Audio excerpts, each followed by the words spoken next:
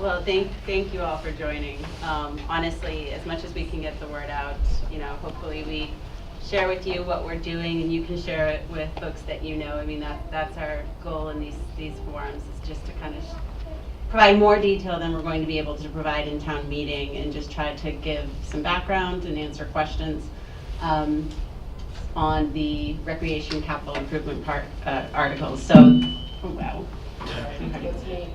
I'm so loud.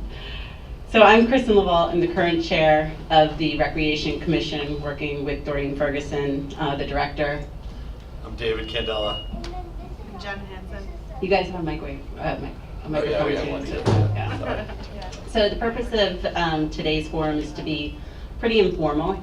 We do have to kick off and give you some background. Some of you have heard it before, so bear with us. But we do think it's important to kind of tell the story of what's happened the last 2 years that's brought us to this point in these articles, and give you some insight there. Then we'll quickly introduce the articles, make sure that you are aware of the property that we're talking about, the scope of the projects that we want to do, and then we'll quickly move into Q&A. So we've been doing a lot of meetings with advisory, with the Board of Selectmen. We've done a previous forum, so we have a pretty good idea of some of the questions that people have, so we've tried to capture them. We won't immediately go into them. We'll first start with what you want to talk about, what your main concerns or questions are on the articles, and then we can go through those that we have also collected and answered. But again, I can't stress enough, we want this to be informal and interactive, so if I get to a point, or one of us gets to a point in the presentation, you want to dig in more at that point in time, just let us know, and we can go off presentation and have the discussion at that time. All right. We do have the handouts of the slides I'm going through, because I don't intend to read each and every point on the slides. Instead, I'll just kind of summarize or talk to them. But this all kind of started with the concept of the facilities master study. A facilities master study is exactly what it sounds like. We engaged with consultants. One is here tonight to answer any questions you might have, to come and study the town's facilities. So that includes gyms, the fields. They look at various aspects, whether it be the drainage, the condition, the usage, the demand, everything you would want to know about the quality and the current state of that facility. They also take it a step further and then look for opportunities. So based on either our pain points, our demands, the repairs needed, they then prepared a series of recommendations, and then finally, one of the most important pieces, the estimates, the costs. And so you can appreciate why having this body of work is important in being able to create a plan, a capital plan for recreation. So the problem was that Southborough hadn't done one of these since 1999. So although the last several years the Commission has recognized that there were projects that needed to be done, there were complaints coming in about the fields, there was evidence that they were starting to fall into a state of disrepair, we did not have the information needed to put forward a capital plan to start to address it. That's why in 2016, the town engaged with PAR Corporation and Birchwood Design, who Arthur Eddy's with us from Birchwood tonight, to complete the study. So in 2017, they completed the study, and I have a book here. Again, I do like to flash it, just to give people an appreciation of the massive amount of information that we were provided. So it's not like that we got this study and then right away we could come up with a plan. It's not that easy. There's millions and millions of dollars of recommendations within this study. So we then had to sit down and spend several months continuing to work with them and to analyze what it was that we wanted to do. We had some key planning objectives behind that. Again, I won't read through these verbatim, but first and foremost, we want to create safe and quality conditions for the community within our facilities. Again, several of our fields as well as our track have not been maintained as they should, which we're going to talk about in a second. And so therefore, again, our primary objective is to ensure that we can bring them up to a quality that we can ensure is safe and remains so. We want to move into something called a regular maintenance cycle, which Jen Hansen's going to talk about in just a moment here. Really important concept for people to understand, not only for this phase of the project, but future phases of the project that would come in years to come. It's very important that folks understand what that maintenance cycle looks like.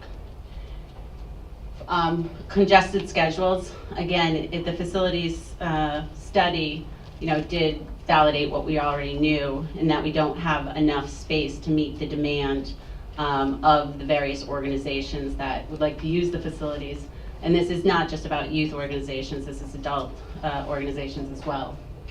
So again, one of our goals was to be able to expand the time and availability of fields and the facilities to the community. We want to recognize that there's cultural changes, and this will come into play later on when we talk about the turf.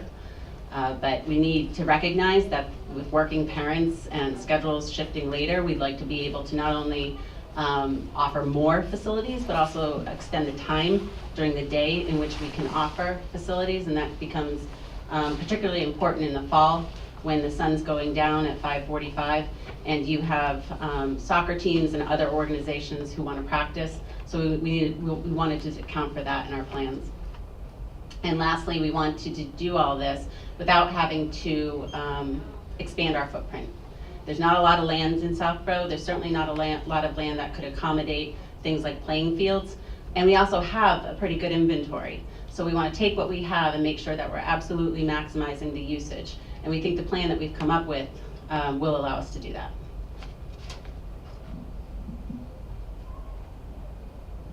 So again, I mentioned the maintenance cycle. This is something we've learned a lot about over the last several months, and Jen Hansen's just going to give you a brief overview of what that means, because we'll be referencing it a lot throughout the course of the presentation.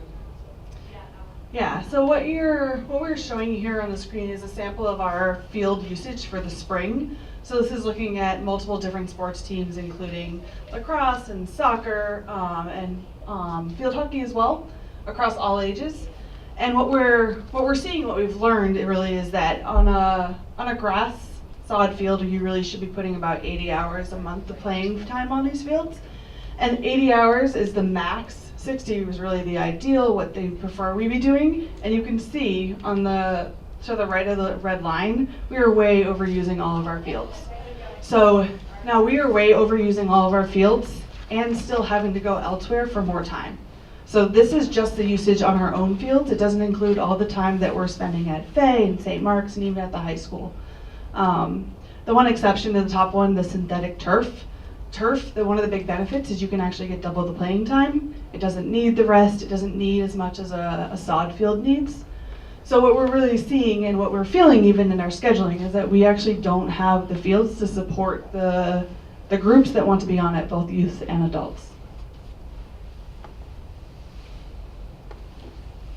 So when we talk about a maintenance cycle, what we're actually talking about is that the way we actually use our fields, there's actually a cycle to it. You're supposed to play on a field for 4 years and then take it offline for the 5th year to rest it. And during this rest, you're not supposed to be playing sports on it. It's literally the grass needs to grow back. We need to do some minor maintenance to fill in divots and rocks and give it some extra fertilization to help it grow. And this year off actually lets the field repair itself and come back, and then allows you to play on it for another 4 years until your 10th year when you take it offline again and you need to do a little bit more maintenance than normal. So playing on it like the typical 60 to 80 hours and taking it offline every 5th year to rest it actually lets our fields work and repair themselves. The fact that we are playing double or triple the hours on our fields that we have, and we're actually currently not resting them because we don't have enough fields to actually take any offline, we're actually doing more damage to our fields. And it's going to cost more to repair them. So what we really want to do as a commission is get ourselves back into a maintenance cycle so that we are resting our fields and taking them offline and letting them repair and get them into better shape. And so also when we talk about resting fields and taking them offline, this also has a bigger implication because we currently don't have the fields to support our usage as it is. And when you take a field offline, you need to put those teams somewhere else. So we're kind of feeling this pain right now as we replace 9/11, our turf field.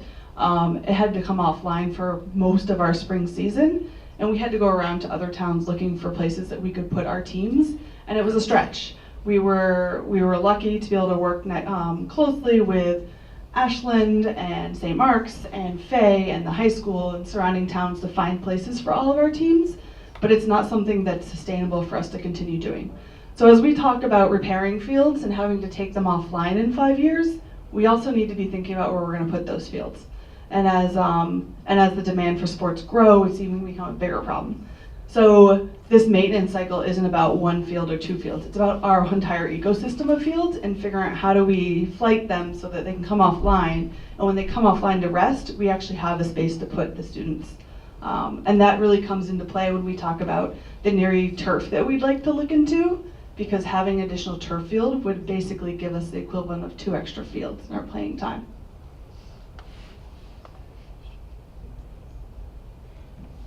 So before I talk about the specific articles, again, I mentioned that kind of was our 2017. Learning about the results of the study, learning how to even use it and read it, lots of questions on what the various makeups or components were of the probable costs. And so we spent our time doing that. We were learning about the maintenance cycle and then figuring out what were our priorities, what fields did we need to start with, and how could we get into that maintenance cycle? What projects would allow us to do that in the most conservative way possible? And so that is what has led to these 3 articles, which we call phase 1 of the project, a multi-year project to get Southborough into a permanent maintenance cycle, while being able to meet all of those other objectives that I just previously outlined. So we'll go quickly through the articles just to make sure that, I gotta take a bigger print one here. Eyes aren't feeling. Quickly through the articles, just to make sure that folks do know what they are, and then we'll get into the Q&As where we'll dive into each in more detail. So the first article is really about the repairs and the maintenance, the first round of repairs and the maintenance, and it's made up of 3 facilities. The first is DePetrie Field. So if you don't know what DePetrie Field is, at Neary School, if you drive down the driveway, there's the parking lot, and right in front of that parking lot, in front of Neary School, is a small field used for a lot of under 10 soccer. So it's a smaller playing field. That's a very old field. I actually am a native of Southborough. I grew up, I moved back 5 years ago. I used to play on that soccer field. And I don't think there's been any significant maintenance or projects on it during that time. Drainage was never put in. So it just needs to be repaired. So some of the things included would be, again, grading, sodding, the installation of drainage, and irrigation. The cost of that project is $197,000. The second, with a similar theme, are the Calander Fields. The Calander Field is built down from the Carriage Hill Estates. It's on Route 30 as you're going towards Framingham, on the left-hand side, kind of close to where the former Stony Brook Golf Course used to be. It's a nice field. It's actually a better quality field than our other fields, but it's a very wet field. So we will be talking more about Calander in depth and in our Q&A, because that's one of the areas where there's been a lot of questions, a lot of feedback and concerns, and so we're going to address those tonight. And it's in regards to the drainage in particular. So we're going to go into that in a little bit more detail in a second. Again, the repairs to Calander Field would include grading, sodding, parking lot surfacing, draining, and irrigation improvements. And the last is the Trotter School track repairs. The Trotter School track was built in 1998. We've learned, and we'll go into a little bit more detail, but basically the proper maintenance has not been on that track. It's overdue for expected repairs, and we've got pictures up here tonight, but the track in itself is in just bad condition, and the synthetic rubber needs to be replaced. Article 17 is Neary turf design and permits. Again, we'll talk in a few minutes about why we think turf is important, some of the questions we've gotten around turf, but we do have 9/11 turf field. There's a lot of restrictions because that's actually a state-owned field. We lease that land. It is not ours. There's no guarantees. We did just enter into a new lease. There's no guarantees on how long we can keep it, and we're very restricted in some of our the ways we can use it in terms of what we can charge in town versus out of town residents. We can't put in lighting, which is really one of the huge benefits of a turf surface, to be able to extend your playing time. So this is, the turf itself, again, we'll go into more detail, resolves a lot of the issues that the town is facing right now. The reason why we're going for just the design and permits is this is a big project, and there's a lot of decisions to be made that would impact that cost, and we think they're decisions that the town or the community should have a voice in. The $200,000 lets us take that first step. We already have feasibility in terms of what's been done in the facility study. This again goes into design. I won't read through it, but the slides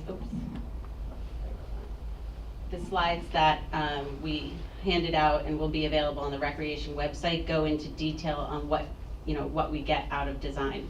But the goal there is that we don't want to just dive into a cost. We really want to understand it, we want to validate it, and we want to make sure that the decisions that would influence that cost is made with the public.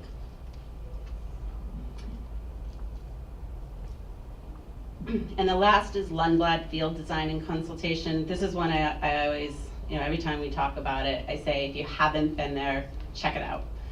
It's also on Parkerville. It's also in front of Neary School, but it's directly off the street. So there's a little place where you can kind of pull off and you can walk up, and I personally was blown away how significant this piece of space is. It's built on the former Parkerville landfill. Again, we're going to talk about that more in a second. But it's just a huge space, and we want to maximize our footprint. We could get a full regulation size field in there, plus a couple other smaller ones. So just a ton of potential. And when we talk about needing to create the ability to rest our fields, Lundblad is a very key piece to being able to do that. So before we go over to the Q&A, I think I just want to tell you kind of the last piece of the story. So in 17, again, we came up with a plan. We trimmed this down. We determined our priorities and what we thought was most critical based on the assessment of the safety, the degradation of our fields, and then what we had to do to start creating that capacity in the future to allow us to rest the fields once we do repair them. Unfortunately, and this is an important point because this will be raised at town meeting and by others, unfortunately, that plan was not completed and we didn't have final costs figured out in time to make capital planning. So a big difference here is that we are submitting these as separate articles and not as part of the town's capital plan because we just could not get it done in time. We opted, based on the information that we have as a commission, the objectives that we feel like we in the town expect of ourselves, that we couldn't sit on this information for a year. And we also think that creates risk given the condition of our current fields and our track. So we opted to move it forward and allow the town to decide if at this point in time this is a priority. We understand fully that there's a lot going on in the town. There's going to be a lot going on in the town for several years to come. So again, given the state and the urgency we feel behind these projects, we opted to go forward with the articles. Again, we'll talk a little bit more about our intentions on how we're going to move forward differently, but that is definitely a question that gets raised a lot. Why these are articles and not part of the capital plan? And unfortunately, it was timing, and we missed it by a narrow window, but we missed it, and we didn't want to wait for another year, knowing that we really feel these projects need to move forward. So that was our attempt at quickly kind of summarizing the last couple of years. And at this point, we're ready to move into the Q&A section. But before I do that, I guess I'll ask you if there's any you want to start with, any areas in particular you're concerned about or you really want to drill into. We held the forum last week, and turf right away was what people wanted to talk about. So I'll just take a pause now and see if there's anything in particular folks want to ask now, or if you just want us to go through. Sure. So I'm going to risk being slightly unpopular. I do support recreation, but what when Jen was Do you talking, mind? I do, but what the hell? We're all in it. So when Jen was talking, she was talking about how you're overusing fields to the point that it's accelerating the amount of work that's going to have to be done to restore them. So it seems to me that as responsible stewards, it may just be time to say no. I mean, if you can't support things without using them in a way that's going to make it even more expensive to fix them, maybe it's time to say, to some of your constituents, we're sorry, but we can't deal with this until, we can't support your needs until we get to the point that our fields are in better shape. I mean, it's like driving a car on a flat tire, right? In some respects. I mean, if you drive a car on a flat tire, you end up replacing the wheels and you end up replacing the tire instead of going to the side of the road for a while, patching it for $20 and moving on. So I'm a little concerned when I hear you say, we're going to keep driving on the flat. So we definitely hear that, and I think that that is something that we've been learning more about, is how much usage we're actually putting on the fields and how that it's not good. So what we're looking at now is, as we move forward and make repairs and fix the drainage and bring these fields back, those fields are going to enter into this maintenance cycle and they will be rested. So a big part of it is that so say we get the funding at town meeting, we go forward with these repairs, and in 5 years those fields will come offline. So if we don't do anything else but just fix a couple fields, then we could potentially get stuck in the future where we won't have a place to put them. But we are committed to actually bringing them offline and doing what we need to for them. So this is a learning curve and something that's really just been kind of brought to our attention in the last 6 months or so. And we're working with the teams to figure out how we can do this and how we can support them going forward. Well, that's great for the future, but I mean now. You don't say, I'll fix the flat after I've gone another 200 miles. I'm confused. What do you want us to tell? What would you like us to? I'm a little confused what you're asking us to do. You're saying rest them now? Yeah, close them now. Close them now. So where would the kids play? That's a problem. It's a huge problem. But And so we want to go spend money in other towns and spend it. Does that make sense? But resources are not unlimited, right? And by Well, continuing to run them, you're increasing the repair bill. I think that's, this is, we're That's wrong. putting forward what we would prefer, well, no, we're putting forward what we think is the solution and the right solution, Yeah. and to maintain recreation, which we think is a very important part of the community. One thing I'm gonna hand it off, and as Jen said, we are committed to policy. One way or another, we are going to be formalizing policies about our field usage and about the resting, regardless of what happens. Now, the problem is, if we do that and nothing happens, we are going to be at a state where our recreation programs in our community will suffer. And we're really trying to avoid that. But we are committed to implementing policy because we realize that is needed. Arthur Eddy, I'm from Birchwood Design Group. I am the author of the master plan. And to use your analogy, driving on a flat, you've been driving on a flat for 10 years. So it's not just something new and a problem. You are also riding on your spare for 10 years because you're depending on St. Mark's and Faye's. And if St. Mark's and Faye say, hey, we're expanding our programs, now you have nowhere to go. You're really putting pressure down on your programs. So the idea is to get into a cycle, which hasn't happened. And we can look at the past and have blame and these arguments over and over again, but to get into a cycle where you're not in that cycle anymore, right? Now you're talking about taking a field offline that allows one field to rest, as opposed to coming every 10 years and saying, we need to fix 10 fields, or we need to fix all these fields. It's getting into a more regular cycle that allows these fields to be more usable and function, and allow them to function in a way that allows you to not spend big amounts of money every year. And that's what's kind of happening. And in talking to your DPW is doing actually a really good job. They have all the equipment to do this. What they don't have is time to rest fields that really need rest. And those are the discussions we're having, is these deep dives into what is maintenance doing, They have the equipment to do it, but they don't have the facilities to allow these to rest. And that's part of this discussion, is to get off the broken flat. I'm not questioning the going forward plan or the thought that went into it. I'm just saying, right now, by your description, things are continuing to get worse, and that means the bill we're gonna see next year and the year after that is going to be higher than it might have to be. So I think kind of where we are now is that like we've kind of done the damage, and the fields are in the state that they're in, and we're doing our best we can to keep them playable. I think that as we invest in them, that's when they get on the cycle. So there's not a huge benefit to some of these fields to take them offline right now, because just letting them rest is not actually going to solve the problem. So we need the drainage. Like, we have a very wet town, and the fact that none of these fields have drainage is actually one of our biggest problems. So just resting them actually won't solve it. So if it just meant pulling them offline and resting them today, we'd be doing that.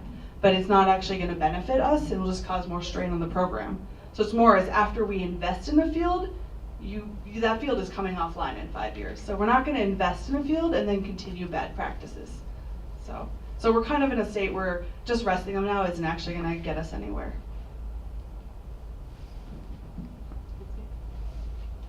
Right. Anything, again, before we keep going on, are there any other items people wanted to raise now? Did you before? Did you have a question, sir? Okay. All right. So we spoke about this already, so I actually won't go in depth.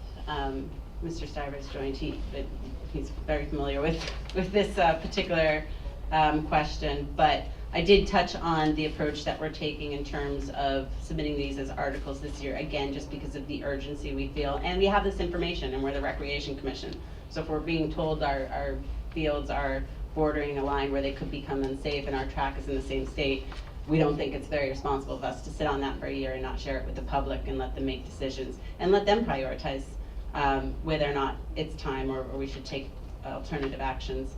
The only thing that I didn't mention perhaps is that it's not our goal to do this. We know it's not ideal. We know it makes it more difficult in terms of budgeting, and it's not how we want to do it. Now we have the information that we have, and we actually submitted to the town administrator our first draft of our 5-year capital plan. We always just stress draft though, because what we're trying to do this year really is foundational to what the rest of that plan even would look like. So we don't know what costs we're going to have because until we know what projects will get approved this year. And if certain pieces don't go through, which we'll talk about in a second, then it's a bit of a back to the drawing board situation. We truly believe this is the best plan. We've considered so many different alternatives. But it is not our intention to keep doing this. You know, we know it is not the best way it makes things much more difficult from a budget planning purpose. But, you know, we felt strongly this year, and we're committed to working with the advisory, with the town administrator, with the Board of Selectmen, moving forward, full transparency, and the public and the decisions being made as they're being made. But let me just stop there and see if anybody had any questions or points they'd like to raise on this particular item. Was the consultation done independent of like who's going to be implementing the repairs, just so we kind of make sure, like, you know, someone's not just selling us on, oh, the whole thing needs to be resurfaced, or, you know, particular portions could be addressed? It would go out to bid. Go out to bid. Okay. Yeah, absolutely.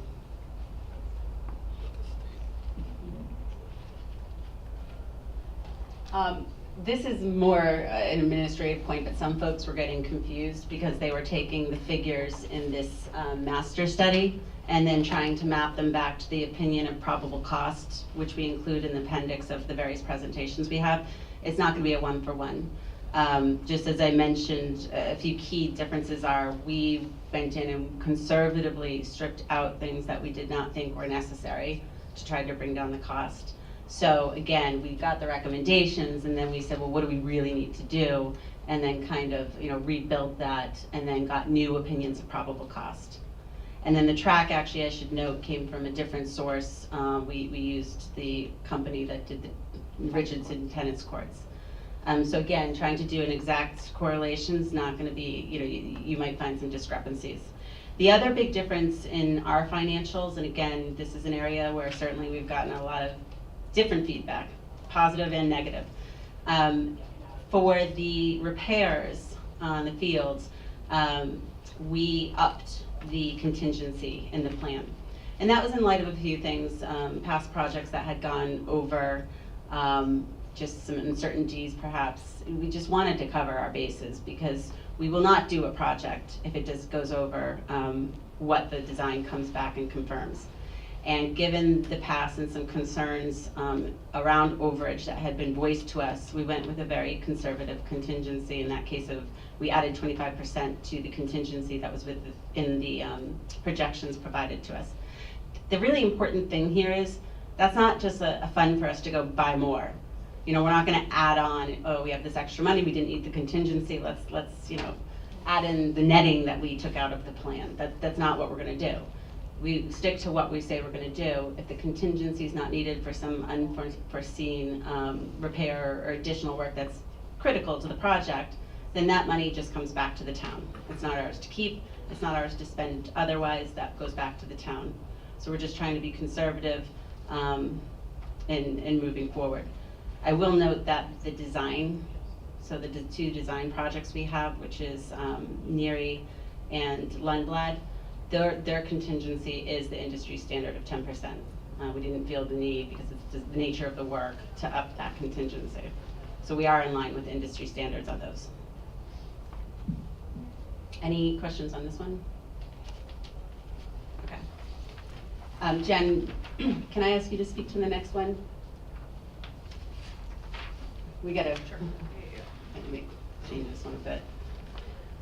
Yeah, so one of the other big questions is so when you vote for this warrant, what is it actually going to cost me as a taxpayer? So we worked with our town administrator and town accountant, and these are numbers that actually came directly from them. So these are, it's a little bit of an eye chart to read, but in general, what we're looking at is that these costs would most likely, so in theory, if these all were passed, they'd be actually in a bond, a 5-year bond, and we're looking at about $50 to $60 a year for the average household.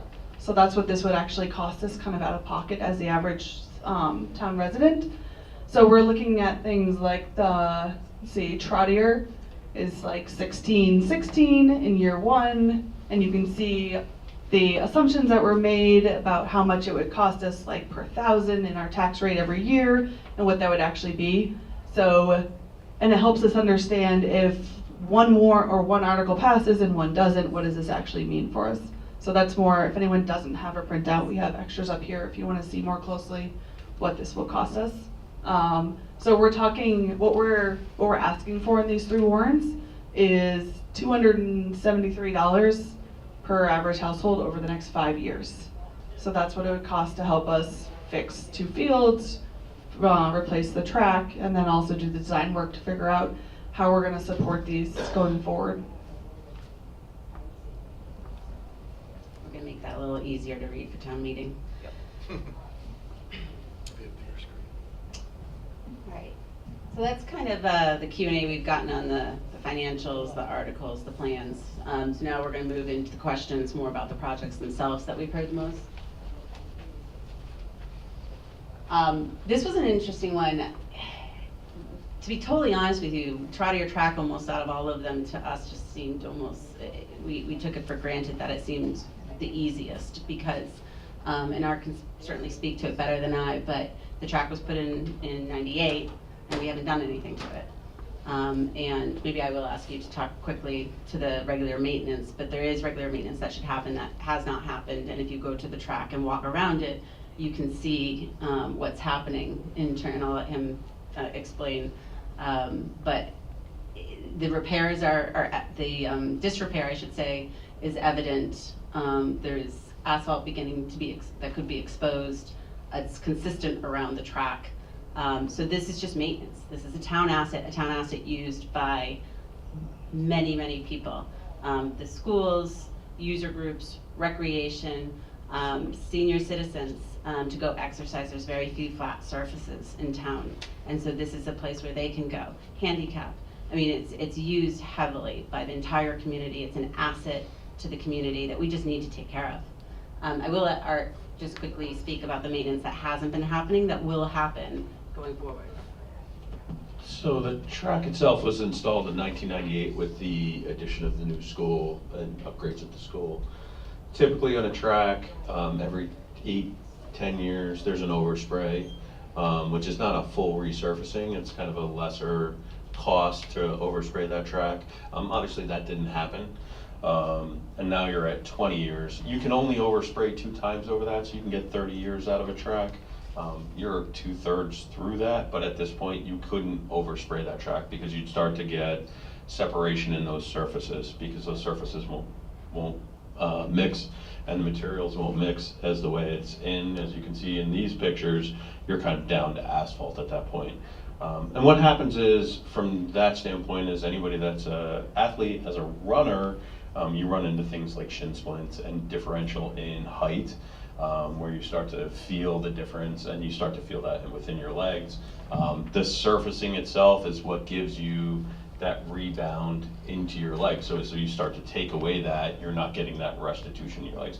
So you get sore legs, those types of things. From an athletic standpoint, when you start to look at the track itself over that, as it starts to grade and it gets into the asphalt, that becomes a much more expensive project, as you have to start to replace the asphalt itself as opposed to the surfacing, where you have to pull the whole thing out. At this point, looking at the surfacing, I don't think you have to replace the asphalt, it's just the surfacing itself, again, to give it a usable surface and allow it to be reused and functional.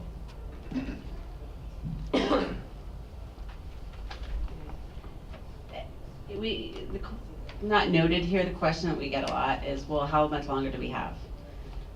And we can't answer that. There's so many different variables, we don't know. But if at some point the track, one of the risks would be the track would start coming up with places too, I believe we said. And at that point, again, you get to a point where we do have to take it offline. If it becomes a safety risk, we have to take it offline, and then it's just a tremendous loss across the community. When do we know that's gonna happen? We don't know. Could it be the next year? Yes. Could we get through? Maybe. We don't know. And that's why we feel the urgency. Yeah. I think in that instance, when you're talking about it every year, the percentage of risk goes up. So the longer you wait, the more the risk and the more potential for failure.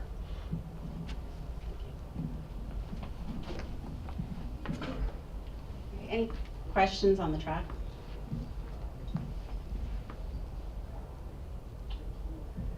Do you want to just mention like what happens if we don't do anything and the pavement is exposed? I think Art mentioned that. Like, so, but the cost of not doing anything is actually, What happens to the programs? no, I was, so we've been talking other times and saying, so if we do nothing and this pavement does become exposed, so we would potentially have to take it offline, we can't use it, but also the cost, like if that pavement is cracked or what, we're actually like doubling the cost to actually fix the track. So if we choose to do nothing and eventually get in the state where it is exposed, the pavement could crack, and if that happens, we basically have to rip it up and replace the entire thing. So build a whole new track. So there's also this risk of how long do we kind of want to play chicken with this and wait, because if we get to a state where we're actually hurting the surface under it, now we've completely lost track and have to rebuild the entire thing. And it's a lot more expensive than just what we're asking for to fix this and reseal it. So we don't want to get stuck. All right, so moving on to so this is kind of moving to the next article, the near turf, and the questions we get about that. Interestingly, in the last public forum, the conversation went less about even the need for an artificial turf. It was more about safety and the infill. So I'll talk about that in a second. But why do we need it? We're living it right now, one of the reasons. It's April, sports were supposed to start outside this week, whether they're adult or youth leagues, and they can't, the fields are closed. And we're not sure when they're gonna open. It depends on the weather next few weeks, but we can't get on those fields. And that creates a lot of chaos If anyone's ever coached in the past, you can imagine the back and forth and trying to reschedule, trying to find time to practice. We're cramming teams into gymnasiums just to get them out there and doing something. But it's not just a headache. Again, it's unfortunate, and it's just impacting multiple people. It's impacting the community. Turf also allows us to meet the demand better. Jen spoke about that earlier. Having a turf is like having double the playing field time. We can put multiple sports on turf, and the design is where we would determine, what usage do we want. So again, public input into that. It also lets us start to extend our playing time. I mean, there's a mad rush between like 4:30 and 5:30 in the fall where everybody wants to get on fields, and we can't do that. A turf allows us to start exploring extending that.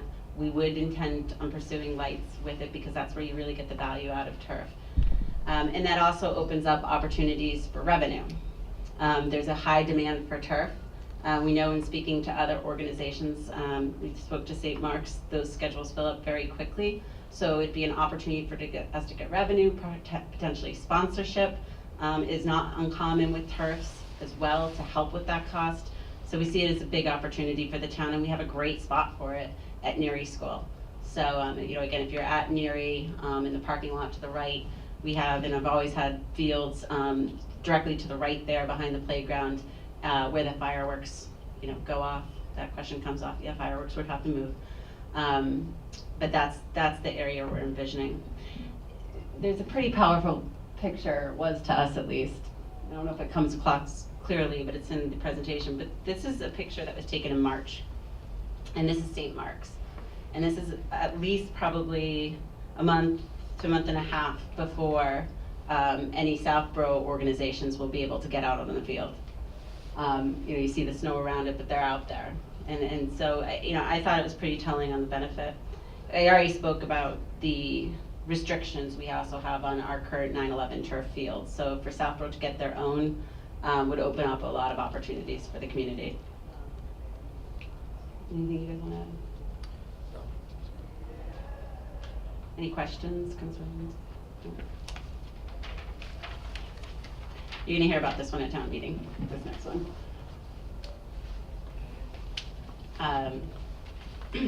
So this kind of came up in following some recent meetings with the Board of Selectmen. There were some pictures from Flander Field showing a lot of water coming down from the Carriage Hill Estates.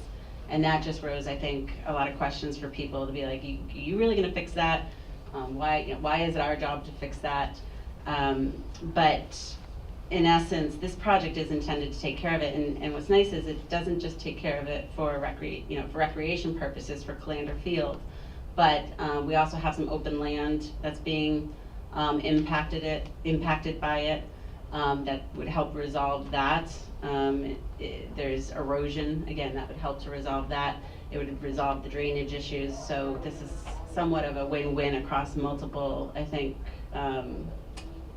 user groups or multiple, department. We're working with the DPW. I think Solve has had issues with it in the past, and again, our field's being impacted. So to fix the drainage really solves a lot of issues, I think, for the town.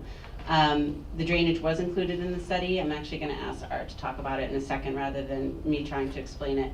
But I think the important message here is we do have that 30% contingency built in. The drainage was considered as part of the study. DPW and Art have been both back out to revisit the site, following all of this recent weather, to confirm that we were still comfortable that the project could be done. And I'll just let him speak to it actually. So we went out and visited the site, and what's happening there is over time, the drainage from the cottage estates has become channelized and is coming to a point source across that slope. And that's where you're starting to see the erosion. And what we've seen is the drainage system that's there, which is an interceptor, has filled with sediment. So that system is no longer working.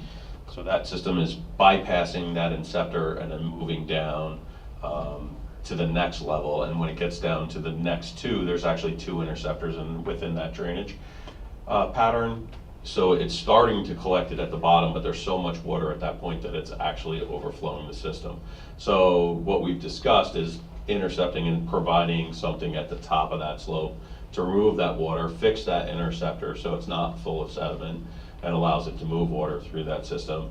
The other thing is, after 20 years, like any system, this drainage swales and around the field have filled with sediment and vegetation, and it's time to remove those, redig those swales, and allow that drainage to operate the way it did originally, and then actually deal with that stream coming in. We're not gonna look to chase the stream all the way up to Cottage Estates. We're gonna fix it at that point source, which is right at the top of the slope.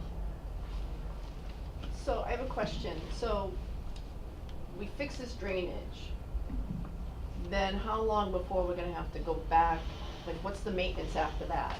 Well, again, when you're doing 5 years, you should rest the field. 10 years, you should be doing some of that drainage. You should be re-evaluating those swales, redigging those swales, and just making sure that they're clear of sediment so that they don't grow vegetation over time. So don't wait 20 years. Take them out in 10 years and allow that drainage system to work the way it was originally intended. I think what's happened over time is, because it's become channelized, it was supposed to come across that property in a hole, and now it's coming across as almost a stream. So we have to deal with something at the top of that slope to deal with that. We talked about, we could chase and chase and chase, but it makes sense to kind of deal with it at that point. It does require maintenance like anything, right? I mean, a drainage basin will fill if you don't remove sediment from it. Those things need maintenance over time. So, I mean, part of what we've discussed through the master plan was really looking at these things on a more long-term basis, and those 10 years really providing that time to really repair those fields and do maintenance on those fields. And again, that just gives you a little more color as to why coming up with the capital plan has taken some time, because it's not even just about the projects we want to do, but now learning about the maintenance that should be happening, which again, DPW on our fields is doing what they should, but the additional costs that should be considered every 10 years. I mean, there's a lot of things that had to be considered to put into that plan.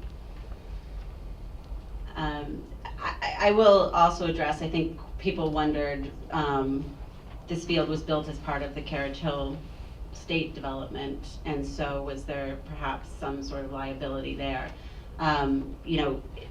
There's been discussions with town council that the DPW has had, and I'll let them speak to that. I don't want to go into too much detail because I wasn't part of those discussions, but the message that I feel we're hearing back is there's not really any recourse that we can take, that those design plans were approved by the town whenever the estate went in, and there's probably not a lot that we can chase there. The question was brought to town council, but at this point, it's pretty much being recognized, I think, as a town responsibility and project to address. And it just makes sense to do it, since we need to do it anyways, and fix the fields at the same time. As we mentioned, it is a nice field, and a larger one at that, which we don't have many of. Any questions on that one? All right, easy crowd. All right. This one's just some newer information I think we've gotten that we added.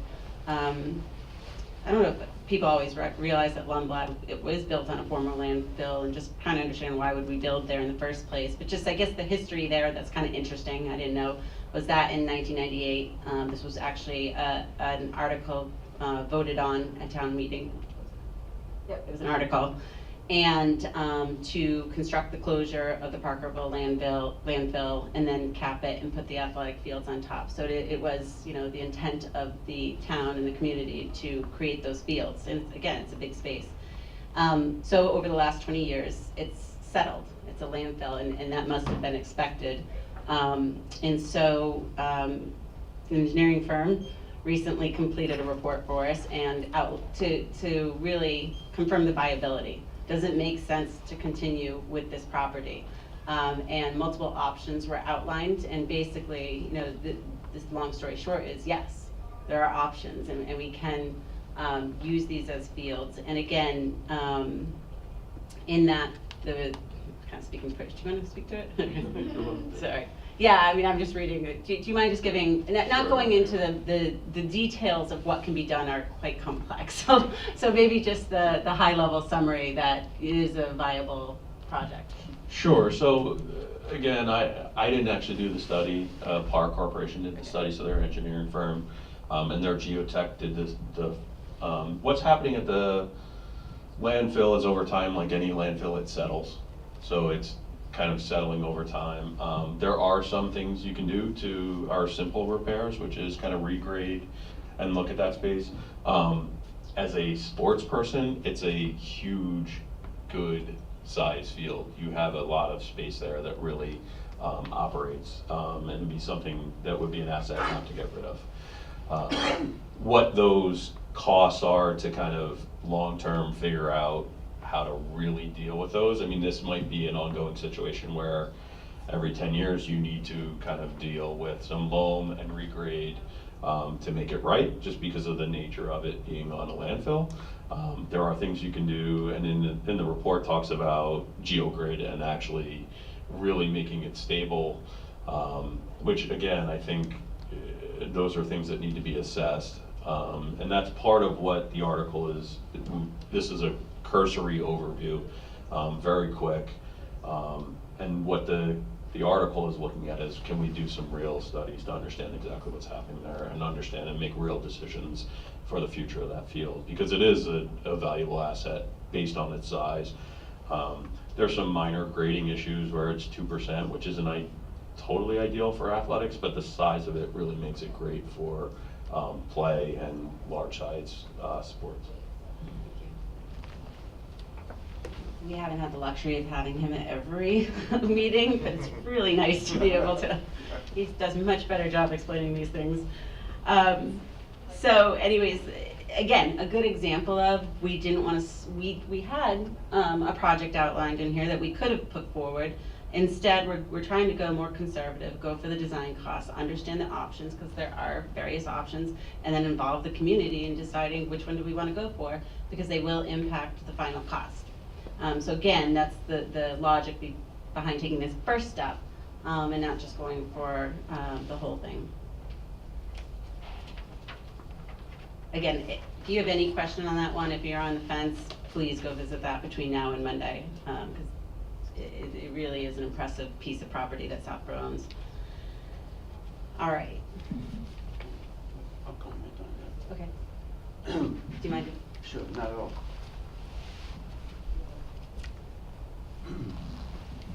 So Lundblad was almost unanimously approved at the town meeting. As a matter of fact, I remember when I was up making the presentation, and John Wilson wouldn't even let me sit down and take my seat before everybody voted. And I remember distinctly that the only two people who voted against it, it was almost unanimous, was a couple sitting in the very back of the room. Because it was recognized that A, the town owns the property, it's centrally located, it's a very large playing surface. I think it's an incredibly valuable asset to the town. On a more personal level, as Doreen knows, I ran a women's club lacrosse program for 9 years, and we used that field a lot. Both, you know, we got two almost full-size fields end to end. As Art said, the grades aren't ideal for athletics, but they're fine. And, you know, and that's pretty high level, you know, lacrosse. And the other thing I'll point out, at the town meeting, the 1998 town meeting, it was made very clear to the town that, as Art said, the trash is going to settle over years, and at some point we will have to reevaluate it and do some repairs. So that was made perfectly clear back in, what was it, 98? So it's coming to bear, and I think it's an incredibly valuable asset. Regarding the track, it's a shame it's gotten to the state where it's at. Again, going back, we knew this was going to be an issue. When you put it on school property, We always knew, if you're a superintendent of schools, your job is to get a budget passed to educate our children. And who's gonna be responsible for, maintaining and repairing all of these, let's call it recreation facilities that are used by the school and in the town recreation program. And as you can see, nothing's happened. I mean, 20 years, to do nothing in 20 years. I walked the track today in preparation for coming tonight, and I was pretty appalled at its condition. Calanda Field, again, was, it's a terrific field. Peter Calander, who was, just a wonderful, wonderful, benevolent gentleman in town. He wanted to, when he sold his property to the town, he successfully addressed 3 issues. Senior housing, open space. If I recall, 25% of the parcel is open space, something like that. And he used to attend our recreation meetings, and he knew about the need for fields. And he insisted with the developer that they build an athletic field. So he hit the trifecta, in my opinion. My only question, and I was walking in, so I didn't hear the complete sentence. The 60 to 80 hours, I missed what that pertained to.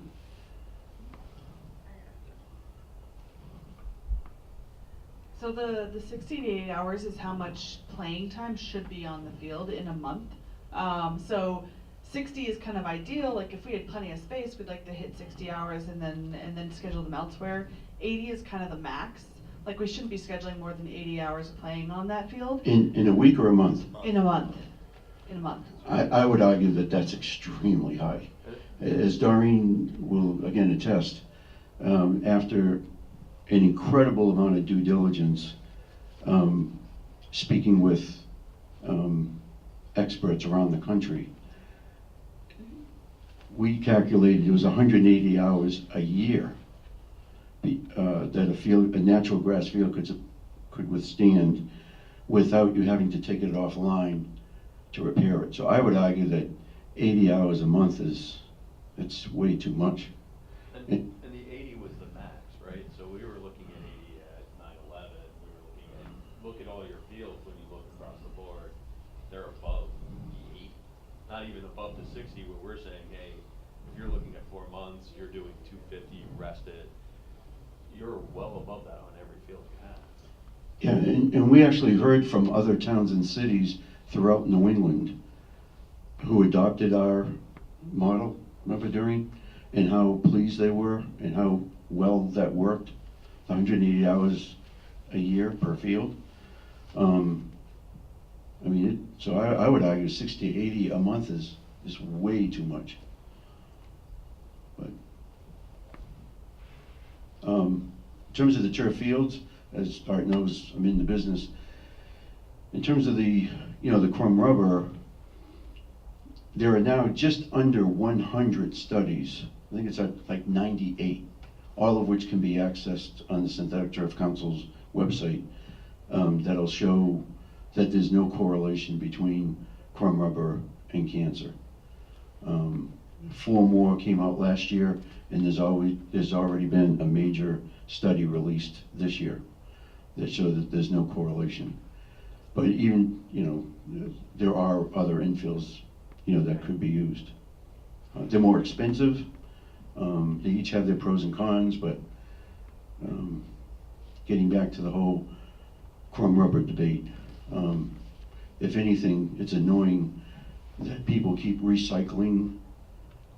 You can Google anything these days. So if you want to find something to support your position, you can find a comment or a study 5-6 years ago that was published 5 or 6 years ago and use it today, even though there have been numerous studies to support the fact that there's no correlation. Yeah, that was something that actually came up last week in our public forum as well, and that there is still concern in the town that there's all these studies, but still maybe some disbelief that maybe that's not really true yet, or have we really definitively proved that it's not related? So I know Art was gonna help us find some reliable studies that we could reference for the town as well, but also letting the town know that there are other options. Like, I think we shared that there's a fill made out of coconut and stuff like that. So part of the reason for this study is to be able to share this with the town and also invite people in to say, like, we have all these different options, some may be more expensive than others, but if the town really doesn't want this rubber fill, we don't have to. We could use a different fill. But I know that was a big concern of the group that was with us last week as well. And I think one of the things that should be noted about Neary is not just that it's a multi-use field, it's also addressing baseball. So those two combined, because you have a baseball problem right now, and baseball use problem, and it's exemplified now, right, as it's April, and there's nobody playing baseball right now, and you can't get on a field. So it was really looking at addressing those two issues, not just across the board, as you talked about hours of use, Joe, also looking at your baseball hours of use and combining those two to really alleviate that pressure valve to allow you to release those fields.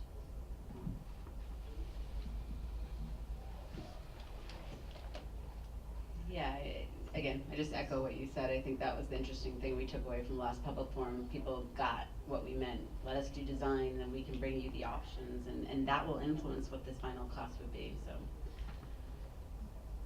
the other consideration on turf is just similar to the infill was injuries. And you can go again online and find many studies demonstrating injury rates on turf versus grass, concussions, obviously knee injuries, ankle injuries. And I find them very convincing that turf is not unsafer, and in fact in many of those studies safer. We haven't found, Art again is going to find us the more credible sites to reference, and we'll put those out there. I didn't want to just grab any old study. Any other commentary on the track? No. All right. The last couple it's again the timing. I won't go through this. This is almost a summary of everything we've been talking about. But again, we get that question, why now? Can't you just wait a year? Can't you wait a year or two? We have so much going on, but we are going to have so much going on for the next few years in Southborough. And I think you have clearly heard tonight why we feel like there's an urgency to get started. I think the key piece too is none of these are nice to haves in our mind. I think a lot of folks are just like, do the repairs, the rest can wait, that's really nice to have. But as I hope we've demonstrated tonight, it's really not. If we delay the field and track investments further, we push off overdue and inevitable costs, we potentially increase them, and the worst is that they could move to an unsafe condition and we have to take them offline completely, which would be devastating not only on a recreational level into the community and just the assets that make up our community, but on a financial level too. Going to other towns and using other fields costs everybody money. It causes parents to have to drive farther. It causes organizations to have to charge rental fees. It's just got a very negative impact across the board. And then at the same time, we need to take the first steps again on the projects at Neary and Lundblad so that when these repaired fields do come offline in 4 to 5 years, we now have established the options to be able to support that. So that's why we're presenting these all together this year. We see them as really, initially we were going to present them as one because we see them as a first phase, but we appreciated that they could be viewed as 3 unique discussions, and so we did separate them. But I can't stress enough that we think this is a package of projects that are critical to move forward together, and we hope that folks make that connection. The last just point here is that we don't want to mislead people. This is the first phase of a multi-year project in the 5-year capital plan, which we've been talking about, which will ultimately become a 10-year. So there will be more to come, but this is foundational and for us to be able to figure out what is that cost to come. So again, moving forward, we're really advocating for transparency and letting folks know every step of the way what's happening, how the projects are going, what's the next set of decisions we need to make.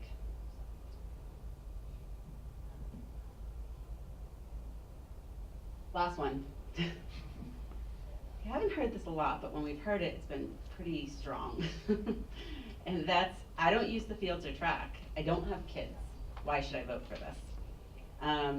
And it's our personal opinion that there's probably very few citizens who use all of the town's resources. I've been actually making a lot of use of the senior center lately for our meetings, and the library I wish I used more. But even if I can't use them as much as I'd like to, or maybe I don't need to at the time, I recognize that they make up our community, and we have a strong community. I think recreation and our various programs at, whether it be recreational or at the senior center, are important. And so it is what makes Southborough a strong community.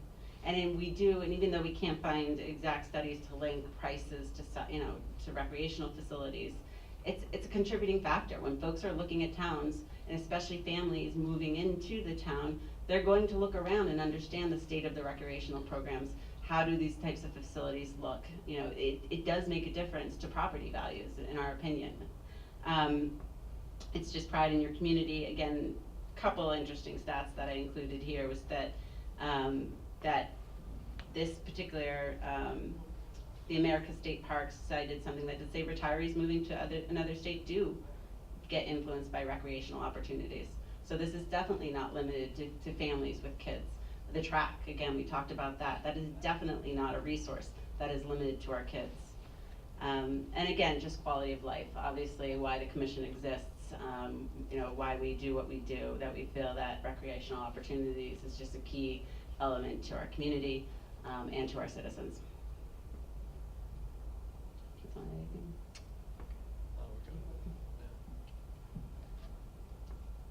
All right. Regarding the track, does the quid pro quo with Faith School still exist? They use the track for their track meets, and in return, Southborough gets the use of their gyms and their play fields? Unofficially, yes. I believe that Faye might be charging a minimal fee to maintain their fields, to help maintain their fields and cover some of the gym costs. But we're not charging anything for them to use for the track. So, but I haven't confirmed that yet. I put the question out there and I haven't got confirmation on that. I just heard rumors. So it's still definitely a great arrangement. It's just changed a little bit over the years, and I think the commission is going to be looking at formalizing an agreement with the Fay and St. Mark's, so that we can all benefit. Well, our lacrosse program spent several $1,000s for 2 weeks of practice at the St. Mark's gym that we shouldn't have. We had a field we'd be able to use. Our spring programs have a very difficult time. We start late and we spend a lot of money to go to other places, and it's a waste. I've kept quiet a little bit. I'm a little more passionate. I get very passionate about this because I'm on these fields. I coach every season, I believe, and I've done it for several years. And it's an embarrassment, is really what it is. I mean, I'm just going to be blunt about it. It's an embarrassment what our fields are. And like we talked, we're not going back in time. What happened back in time happened. It's our job as this commission that we've been together for a couple of years now. We're building strength, and it's time to move forward on our fields. And so I look at this as a chance to not spend a lot of money down the road, and also to keep our fields in a great shape. It's not that we really care what other towns think, and we're not trying to be like other towns, because if we were, we would have turf fields and we would have gorgeous flat grass fields at work. We just want to be able to have fields that can hold our kids, that aren't a risk, and allow us to at least hold our heads up high somewhat. Opposing towns come in, and when our ball onto Petrie, when our field is sideways and the ball is running into the parking lot, it's an embarrassment. It's an embarrassment. And these are the changes we're trying to make. To us, it seems pretty basic, like the track, like you said, you walked it. If you spend the time to walk it and spend the time to go on these fields, it's embarrassing. It's the best word that I can use for it, is an embarrassment. And we have to start somewhere. And we don't want to be doing this rushing like we talked about. We don't want to be throwing it out. We want to be as transparent as possible. We want the town to be involved in this. And so here we are. We're pleading to the town. We're really looking for your support. We don't look at this as a want. This is a need. It's even beyond that. And that's just how we look at it. So sorry, go ahead. Yeah, absolutely. And Yeah. I think to piggyback that, I mean, these are the growing pains that. These are the growing pains of, people see the upfront cost and immediately the cynicism kicks in, where it's like, why this, why that? Like you said, you can't go back in time. These are the costs now. They're gonna grow later on. And I think it's unfortunate that there even has to be a slide for, this question. I mean, where are we at with the empathic nature of, well, I don't use that, so why do I care? Well, it doesn't matter. Other people do, and this is a community. So I think, just to piggyback that, it's absolutely holds true.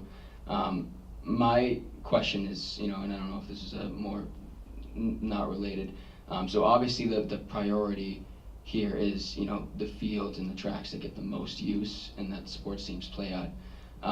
Where down the line do we start to look at other areas that are, not as highly used?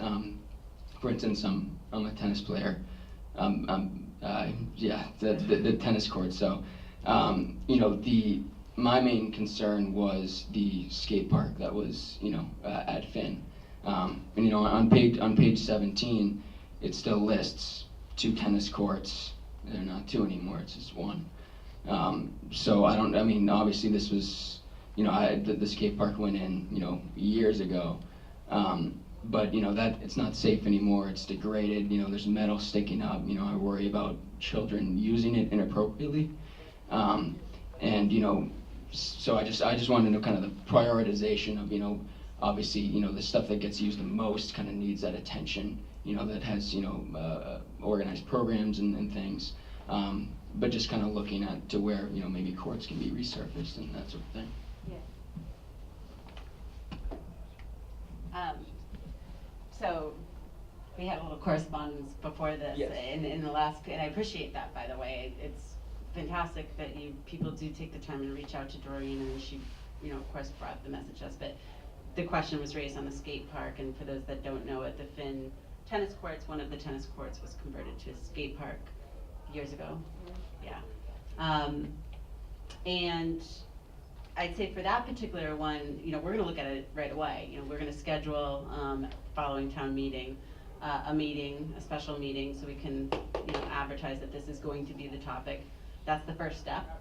And then, we'll determine what course we want to take. How strongly people feel about the skate park, I think would influence that. At some point along the line, we may come up with a project that we want to convert it back to a tennis court, and then we need to work that into our plan. We just did the Richardson tennis court, so it's definitely a priority to the commission. So the Richardson tennis courts got done last summer, and then the lights are going in there this summer. Not the best location for you, it doesn't sound like.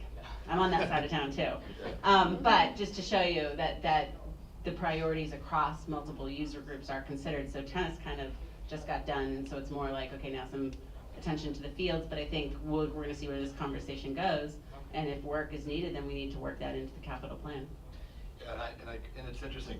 We, fields aren't the only thing that, like you said, that needs to be done. I can make lists of things. We have only 1 basketball hoop in this town, and our side, I live on the side of town too. I'd die to have a basketball court over on our side of town. So those are discussions that we can continue to have. I think this does, because of this study that we spent a lot of money, not the only reason the money wasn't the only issue, but this is a big study, and this just got us into a little bit of a focus, but that's why we're here.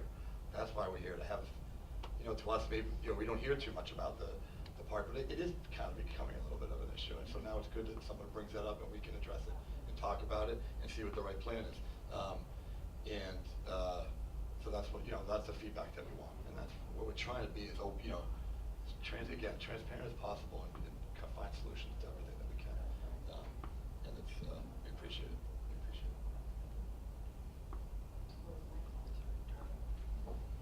Anything else? Yeah, any other questions? Is you're all gonna go vote yes? Yeah, well, one thing though is, not that the town meeting, you'll stay for the whole thing, I guess, but the rec department, if you do have young kids and stuff, we are looking like we're gonna be earlier in the night, which is nice, so won't be, hopefully going on at 10, we'll be going on, I don't know exactly what time, but earlier in the presentation, so it'll be good if you do have younger kids that are gonna be there and need other things to do, so we can get through it a little quicker. Yeah, I mean, that's our ask of you. I mean, you all know, getting people to town meeting, and particularly for articles like recreation, where perhaps more parents do support it, a lot of times you get 1 out of 2 in the household, which is, unfortunate. There is going to be babysitting offered by recreation, and as Dave said, if my kids will be there, if you get a lot of kids there, it'll be a party. But it is earlier in the night, so folks, we are, I think, pretty much after the budget items, so it moves pretty quickly, generally, that portion. And I will say the town moderator, sounds like he's making a lot of good changes to help speed up that process, limiting presentations, making sure that, we're starting on Article 1 as close to 7 as possible. So I think, hopefully it'll be a good, smooth night, and we move things quickly.